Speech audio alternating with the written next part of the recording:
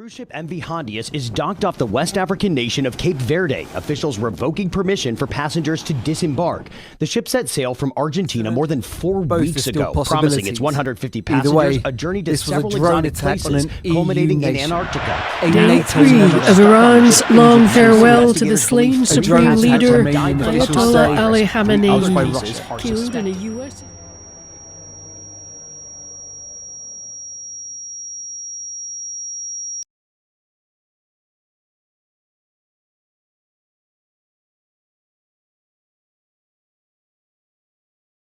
Well folks, plague season is upon us yet again, and much like last time, despite the existential horror before us of, a horrible virus wiping us all out and reducing human civilization to a Stone Age-esque existence, our first and foremost mission on the internet has been to make funny videos and images about it. A lot of funny videos and images.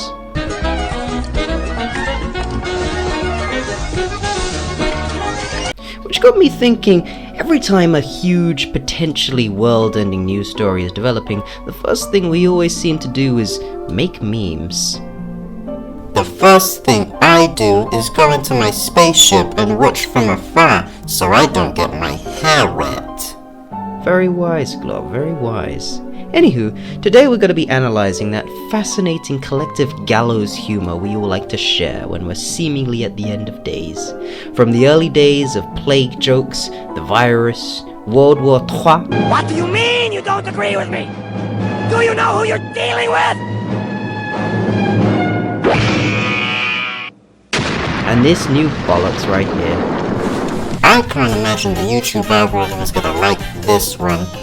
No, I don't think it will. Who cares? I'm Lil Crispy. I am Glorp. And welcome to Memology in Depth.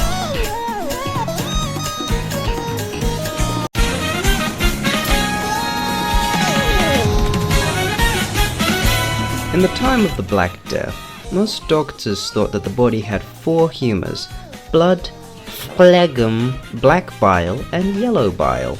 They concluded that any ailment was caused by an imbalance in the humours, which led to practices like bloodletting with leeches. I chalk that up as one of the reasons why the plague hung around for hundreds of years like a bum-ass roommate who's 43 and living on your couch, but is taking his 21st gap year. Yeah, sure, buddy. This feels targeted, man. Yeah, it is. Do you have any idea how much it costs to feed an alien cat? At least £3, man. Anywho, the humours surrounding the plague we're looking at aren't the quack science methods of the time, but rather how people lived with it. From their perspective, it must have been the most frightening thing ever. You're born in abject poverty, tilling a field owned by the local lord, and then suddenly everyone in the village starts growing horrible black buboes on their skin, looking like Mr. Blobby. What are you packing for? And just like that, as much as 60% of the known world is dead. Ow. Of course, many people did read this as an apocalypse or an act of God. An act of God or an act of Claude? Come down to punish us for, I mean at this point in history, just a bunch of bullshit to be fair. It's a miserable and scary time, and throughout it, you just gotta keep tilling that field. Welcome to the rice fields, motherfucker! Earning your keep and providing for your family. It's herring surprise. What's the surprise? I'm on that good. You just gotta keep living, no matter what. So what exactly are you supposed to do for fun? Well, this disease killed maybe half of everyone in your city or town or village. It's not exactly funny. Or is it? This is a little book called The Decameron, an Italian piece written by Giovanni Boccaccio. Is it Boccaccio? Boccaccio. In the 14th century, slap bang in the middle of the plague in Europe. The way I frame this, you might expect it to be some kind of joke book. But it's a bit more than that, and gives us a pretty good case study on how we perceive and react to events such as these. The book follows 10 people sheltered outside Florence to escape the Black Death, who each tell 10 stories to pass the time. They range from tales of comedy, tragedy, love and romance, morality pieces, and so on and so forth. Importantly, it's written using the idiosyncrasies and style of the Florentine dialect, preserving how people of the time may have spoken and acted. That's great and all, but it's not like you can speak Italian. Dice in Glorp. That's Spanish, stupido. Point is, in the story they keep each other entertained and in better spirits despite their hard circumstances. Granted, they are of the more upper echelons of societal standings, which, you know. Also, there was a really shit Netflix adaptation of the book, and it's really bad. I thought I ought to mention that. Don't know why, but I thought I should. Simply put, when faced with the end of society brought on by a biblical pestilence, the best thing you can do is crack wise with each other, as has been the case for hundreds of years. Oh, wow! That is relatable! Let's go back to good old England. In the 1940s, the Germans were flying overhead and dropping bombs on civilian targets, which, you know, was a bit rude, innit? Then again, we kind of started that whole thing by bombing their civilian targets first, so it's not really like we can complain.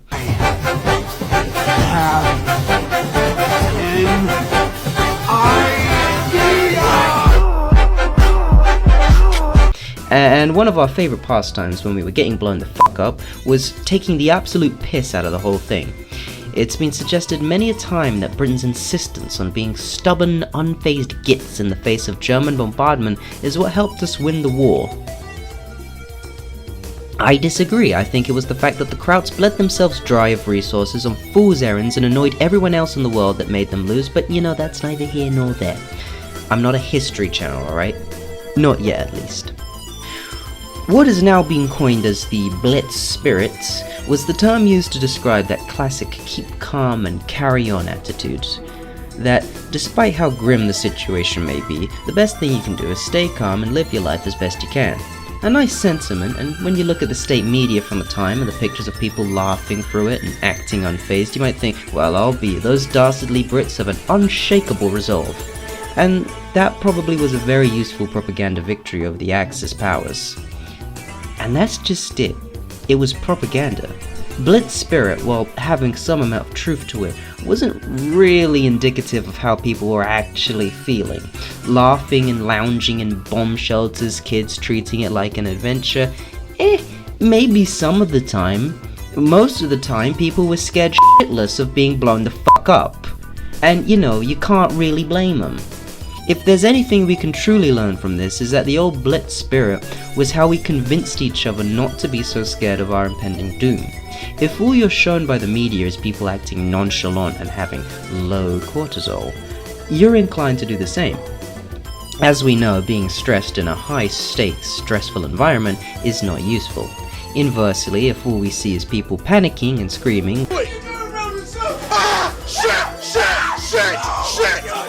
we are then, again, inclined to do the same. See the toilet paper fiasco during the old COVID times. Perhaps the Blitz spirit does more good than bad.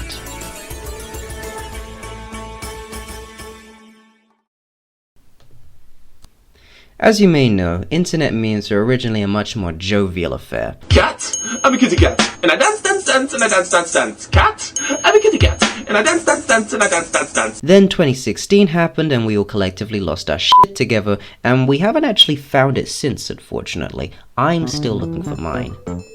I left mine on my spaceship. Good to know. Let me take you back to 2020. Big Don is in his last year of his first term and he's thinking, I've not blown anyone to smithereens yet. Obama had Bin Laden. Can't read mine, no you can't read my poker face. Bush had Saddam. I need a head on my wall. I need a beautiful head. I need to go get head too. So he got, and you probably don't even remember him, a guy called Qasem Soleimani, a high-ranking Iranian general. Naturally, Iran was, kind of pissed about that. I'm like, what do you say fuck me for? And it looked like we were getting ready for what could be a world war. And for some reason, that just tickled us pink. I can't for the life of me find a good stash of these 2020 memes, but I did come across this classic one from Ace Vane. I think that's how you pronounce it. It was actually made regarding this exact strike. The letter's pretty cut and dry. You drafted my nigga, I don't know what to tell you. Drafted for what? Bro, you really didn't read that letter? Look, we bombed some niggas, now we going to war. What do you mean we? Nintendo No, we? nigga, we as in us. Us? Are you talking about No, the movie? nigga, us as in the U.S. And maybe we would have had a massive war on our hands at the time, but as you remember, we all suddenly went into lockdown. Right, people, listen up. It's a fucking lockdown. And the memes, oh my god, the memes, in abundance. Naturally, we were all scared for either ourselves or our loved ones, but the whole thing came across as one big joke to the internet at large for some reason. Tucked away in our homes, we had fuck all to be doing besides watching Netflix, gaming for 27 hours a day, and to take the piss out of the whole ordeal. Here's some of my favorites from the archives.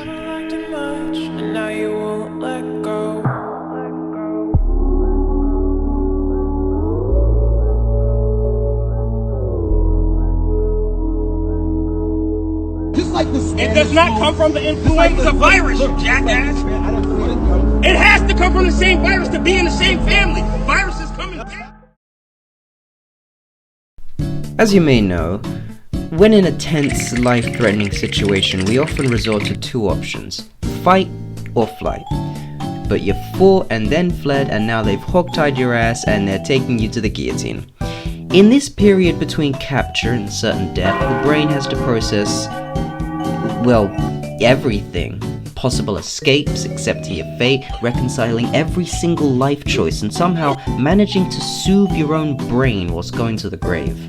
Of all things one could do in this scenario, cracking wise isn't usually the first thing to come to mind. For me, at least. Results may vary. There are two important factors when considering how we create gallows humor. There's the perspective from being the person in the noose and the perspective of those watching the hanging. According to first responders who have to deal with seeing, the most awful, brutal and disturbing ways a human life can be cut short daily, having a sense of humor is important to not go insane. Naturally, overexposure to the horror, TM, will desensitize someone to the point at which it doesn't really process in the brain.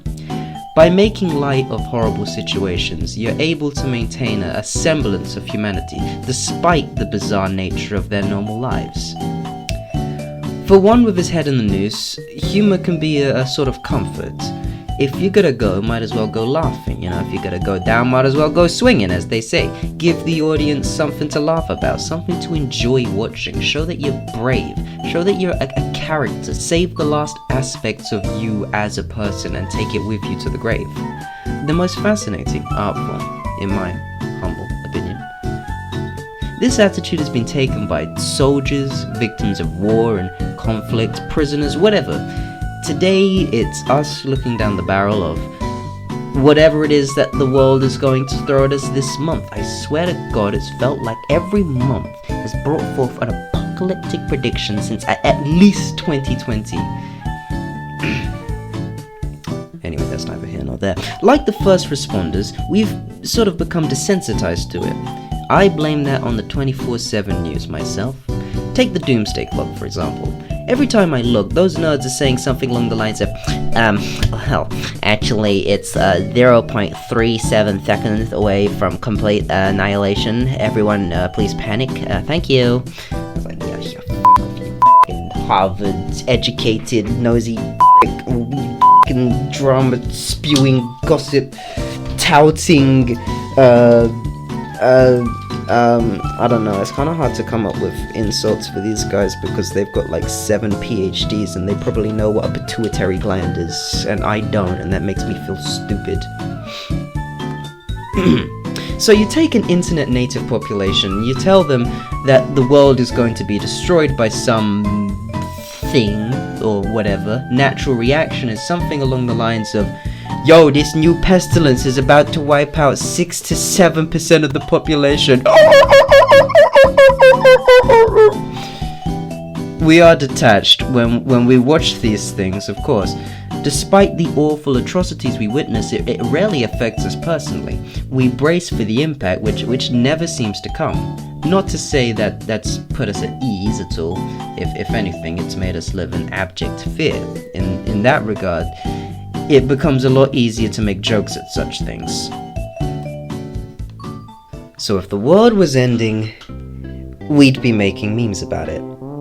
So, let's put us in a situation in which all of the nations of the world, and the unrecognized territories, yes, and the territories, are about to be hit with a horrible disaster that we can't really stop. What else is there to do but make memes? It's what the internet was made for, spreading memes and mind viruses for social or financial incentives. Those memes in dire times allow us to vent our stress and anxiety, and offers a kind of catharsis. That level of release is necessary to keep a healthier mental state, but it can also help us calm others, and instilling a sense of hope that they will make it through this. That despite how grim the situation, you can't forget to laugh. That you can't forget how important it is to be there for everyone else during such a terrifying situation. If there is nothing else that can be done in such a time, make memes. For you, your friends, your neighbors, your country, for people around the world, make memes.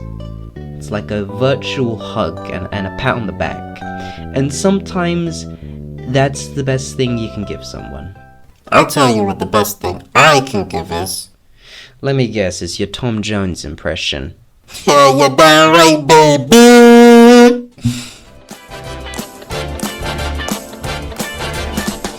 It's not unusual to be loved by anyone. It's not unusual to have fun with anyone.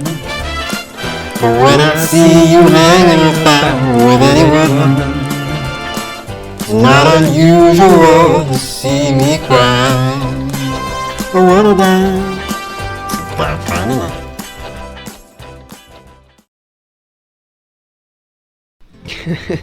Alright, that one took a long time. I think that's the longest I've taken to make one yet.